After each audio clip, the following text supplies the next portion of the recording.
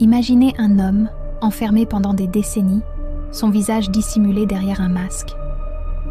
Un masque non pas de fer, comme le mythe l'a popularisé, mais de velours noir, rendant son identité indéchiffrable, même à ses geôliers. Qui était-il ? Pourquoi un tel secret ?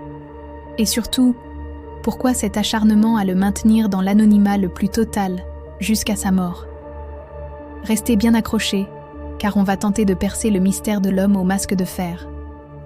Notre histoire commence au milieu du XVIIe siècle, sous le règne flamboyant de Louis XIV, le roi Soleil.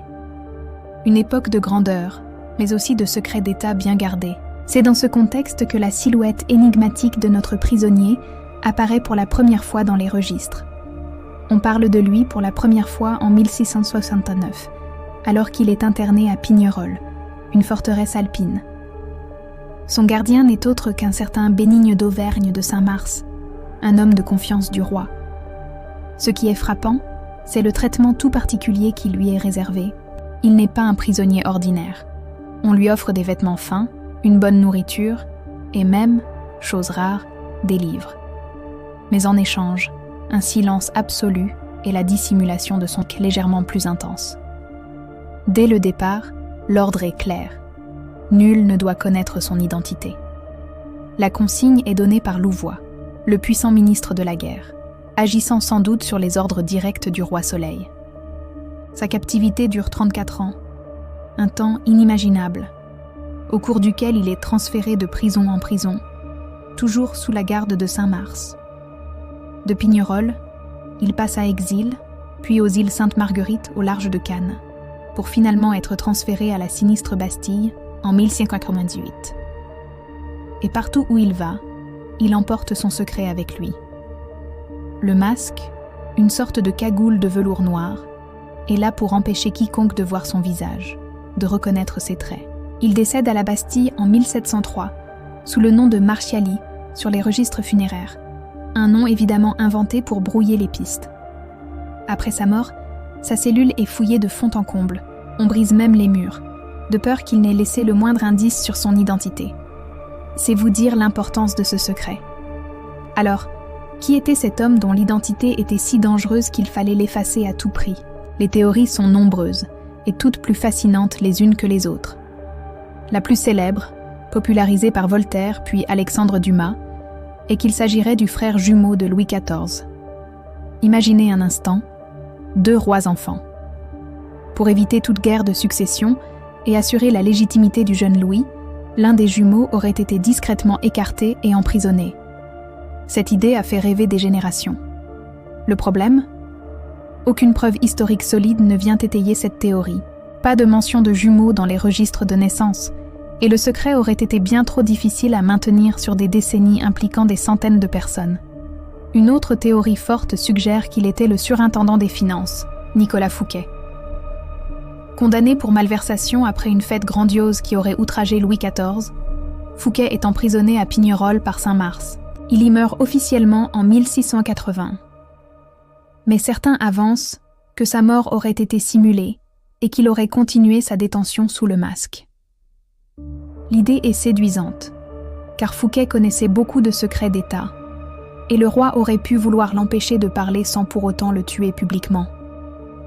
Cependant, les dates ne concordent pas parfaitement avec le premier emprisonnement de l'homme au masque de fer, et les descriptions de Fouquet ne correspondent pas toujours. Certains historiens ont avancé qu'il pourrait être Eustache d'Auguerre, un valet impliqué dans une affaire de conspiration et lui aussi emprisonné sous la garde de Saint-Mars. D'Auguerre était un homme discret, et son dossier est curieusement vierge de beaucoup d'informations. S'il avait été au courant de secrets importants ou s'il avait servi d'intermédiaire pour une affaire délicate, son emprisonnement sous un masque pourrait avoir du sens. C'est une théorie plus plausible du point de vue historique, mais elle manque du panache des frères royaux. D'autres noms ont été évoqués. Un fils illégitime de Louis XIII, un général rebelle, un espion étranger capturé.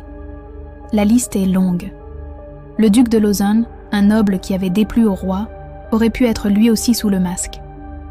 Chaque théorie a ses arguments, ses faiblesses, et surtout, ce qui les rend si captivantes, leur part de mystère non résolu. Ce qui rend cette affaire si fascinante, Ce n'est pas seulement l'identité du prisonnier, mais la nature du secret lui-même. Pourquoi un tel déploiement de moyens pour cacher un visage ? Ce n'est pas une simple punition. C'est une mise au secret absolu, une volonté farouche d'effacer une personne de la mémoire collective. Cela suggère que l'identité de l'homme n'était pas seulement embarrassante, elle était potentiellement explosive. Quelque chose qui aurait pu menacer la stabilité du royaume, la légitimité du monarque ou la réputation de puissants personnages. L'absence d'éléments concrets est elle-même un indice.